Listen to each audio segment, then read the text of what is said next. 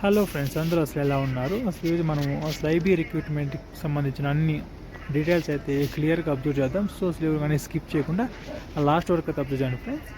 ఈ యొక్క IB రిక్రూట్మెంట్లో 3770 jobs అయితే ఇచ్చిన్నారు. అండ్ ఈ యొక్క జాబ్కి అసలు ఏ విధంగా అప్లై చేయాలి, అసలు ఏ విధంగా సెలక్షన్ ఉంటుంది, శాలరీ అసలు ఏ విధంగా ఉంటుందని చెప్పేసి నేను అంతా మీకు నీట్గా ఎక్స్ప్లెయిన్ చేస్తాను. సో ఈ యొక్క ఐబీ రిక్రూట్మెంట్కి అసలు ఆన్లైన్ అయితే ఈ మంత్ 19th నుండి అయితే స్టార్ట్ అయిపోయింది.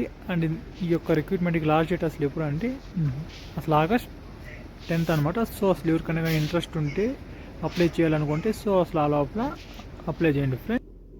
సెలక్షన్ అసలు ఏ విధంగా ఉంటుంది అని చెప్పేసి కూడా నేను మీకు స్టెప్ బై స్టెప్ మీకు ఎక్స్ప్లెయిన్ చేస్తాను. శాలరీ అసలు age limit, selection, salary, okay.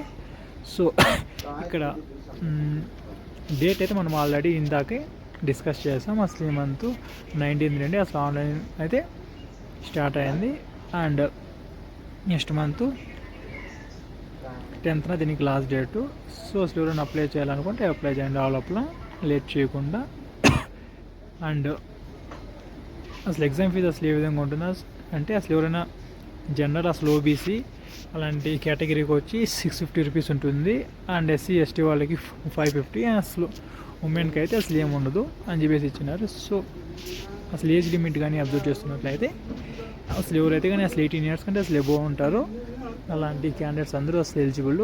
ఇప్పుడు అదేవిధంగా అసలు ఎవరికైతే కానీ 27 years లోపల ఉంటారో అలాంటి క్యాండిడేట్స్ అయితే అప్లై చేయవచ్చు.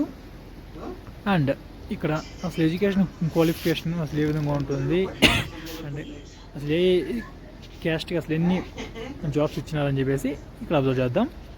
యూఆర్ అంటే రిజర్వ్డ్ అని చెప్పేసి, మళ్ళీ అసలు ఈడబ్ల్యూఎస్, అసలు ఓబీసీ, ఎస్సీ ఎస్టీకి డిఫరెంట్ కేటగిరీస్కి అసలు ఎన్ని జాబ్స్ అని చెప్పేసి ఇచ్చినారు. అండ్ ఇక్కడ శాలరీ అబ్జర్వ్ చేస్తున్నట్లయితే స్టార్టింగ్ శాలరీ వచ్చి 44,000 నుండి అండ్ లాస్ట్ శాలరీ వచ్చి 1,40,000 దాకా అయితే ఇచ్చినారు. అండ్ అది కాకుండా హెచ్ఆర్ అంటే ఇప్పుడు హౌస్ రెంట్ అలవెన్స్ అని చెప్పేసి, మళ్ళీ డిఏ అలవెన్స్ అని చెప్పేసి ఇంకా ఉన్నాయి.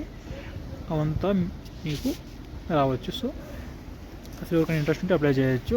అండ్ సెలక్షన్ అసలు ఏ విధంగా ఉంటుంది అంటే ఇక 2 ఎగ్జామ్లు ఉంటాయన్నమాట. ఒకటి టైర్ 1 and 2 అది కానీ మీరు క్లియర్ చేస్తారంటే మళ్ళీ ఇంటర్వ్యూ ఉంటుంది. దాని తర్వాత డాక్యుమెంట్ చెక్ చేసేది ఉంటుంది. దాని తర్వాత ఏమంటే ఒక అసలు ఇంటర్వ్యూ మెడికల్ అంతా ఉంటుంది. అది కానీ క్లియర్ చేస్తారంటే ఇంకా ఆల్మోస్ట్ మీకు జాబ్ అసలు వచ్చేసినట్లే.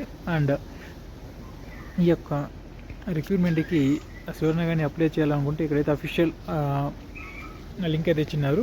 సో అసలు ఎవరైనా అప్లై చేయాలనుకుంటే ఈ యొక్క ఆ వెబ్సైట్లోకి వెళ్ళేసి